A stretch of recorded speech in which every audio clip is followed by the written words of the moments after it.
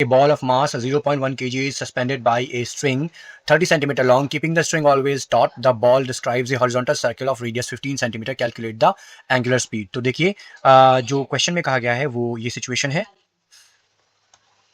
तो इस तरह से एक सीलिंग से एक बॉल यहाँ पर हैंग कर रही थी। ये जो बॉल हैंग कर रही थी इसको हमने एक हॉरिजॉन्टल सर्कल में इस तरह से हमने इसको मूव कराया। लाइक ये ऐसे सर्कुलर पाथ में घूम रही है। ठीक है, तो वो हमसे पूछ रहा है कैलकुलेट द एंगुलर स्पीड। ठीक है, तो देखिए यहाँ पर हम देखते हैं कि ये हमारा एंगल थीटा है। ठीक है, इस लेट्स से इस स्ट्रिंग की लेंथ हमें क्वेश्चन में दी हुई है 30 सेंटीमीटर लॉन्ग। तो देखिए स्ट्रिंग की लेंथ है 30 सेंटीमीटर। ठीक है, अच्छा अब देखिए यहाँ पर इस बॉल पर देखिए, अब यहाँ पर इस स्ट्रिंग में एक टेंशन टी है। ठीक है, इस स्ट्रिंग में टेंशन टी का फोर्स काम कर रहा है इस डायरेक्शन में। अब देखिए यहाँ पर इस बॉल पर यहाँ नीचे की तरफ ये देखिए नीचे की तरफ यहाँ एक mg काम कर रहा है। ठीक है, अब यहाँ पर हम क्या करते हैं, जो टेंशन टी है इस स्ट्रिंग में, यहाँ पर जो टेंशन टी है, इस टेंशन टी को हम रेक्टेंगुलर कंपोनेंट्स में रिजॉल्व कर लेते हैं। एक रेक्टेंगुलर कंपोनेंट हो गया यहाँ इस डायरेक्शन में और एक रेक्टेंगुलर कंपोनेंट हो गया यहाँ इस डायरेक्शन में। ठीक है, कि यहाँ पर एक ये z बन रहा है, ये देखिए एक z बन रहा है। ठीक है, तो जब ये z बन रहा है तो z पर बने हुए दोनों एंगल बराबर होते हैं। तो ये थीटा तो ये भी theta, because they both are alternate interior angles. ठीक है, अब ये वाला कंपोनेंट हो गया t cos थीटा और ये वाला एंगल हो गया t sin थीटा। ठीक है, यहां पर एक राइट एंगल ट्राइंगल बन गया है ABO। ठीक है, तो अब इस राइट एंगल ट्राइंगल में हम साइन ले लेते हैं, साइन थीटा। तो साइन थीटा को हम क्या लिख सकते हैं, देखिए AB by O A check कर लीजिए, AB ये रहा AB बाई OA। ठीक है, परपेंडिकुलर अपॉन हाइपोटेन्यूज। तो यहां पर हम देखिए क्वेश्चन के अंदर हमको दिया हुआ है कि जो रेडियस है, ये देखिए रेडियस हमको 15 सेंटीमीटर दी हुई है। दैट मीन्स ये जो है यहाँ पर ये लेंथ 15 सेंटीमीटर है। ठीक है, तो अब हम इसको रख लेते हैं यहाँ पर 15 अपॉन 30, देन इट बिकम्स 1/2 और यहाँ ये हो गया sine theta is equal to 1/2। That means theta is equal to sine inverse 1/2। That means theta is equal to 30 degree. ठीक है, तो यहां पर थीटा की वैल्यू आ गई 30 डिग्री।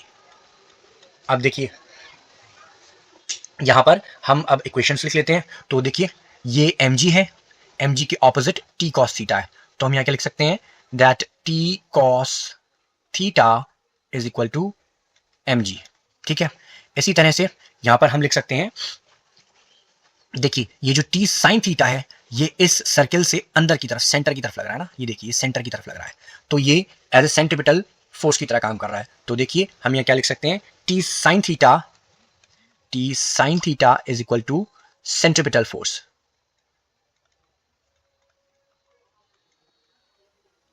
तो हम यहाँ क्या लिख सकते हैं, t sin theta is equal to centripetal force. तो t sin theta centripetal force का फॉर्मूला होता है mr ओमेगा स्क्वायर। ठीक है, तो अब देखिए ये हो गई हमारी इक्वेशन नंबर 1 और ये हो गई हमारी इक्वेशन नंबर 2। तो अब हम यहाँ क्या करते हैं, इक्वेशन नंबर 2 को इक्वेशन नंबर 1 से डिवाइड करते हैं। तो 2 डिवाइडेड बाई 1। तो देखिए t sin theta is equal to mr omega square upon t cos theta is equal to mg। ठीक है, अब देखिए यहां पर t से t कैंसिल आउट हो गया, m से m कैंसिल आउट हो गया, sine theta upon cos theta that becomes tan theta is equal to r omega square upon g। ठीक है, अब देखिए यहां से हम ओमेगा की वैल्यू फाइंड आउट कर सकते हैं।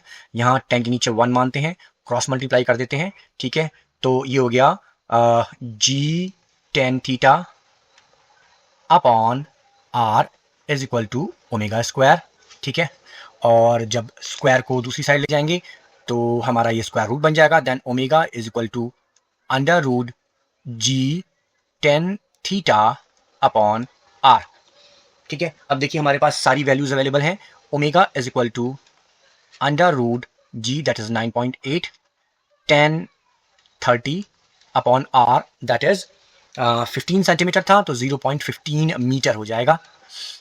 अब देखिए जब हम इस एक्सप्रेशन को सॉल्व करेंगे then omega will be 6.14 radian per second. Angular velocity का यूनिट होता है रेडियन पर सेकेंड। तो यही है हमारा आंसर।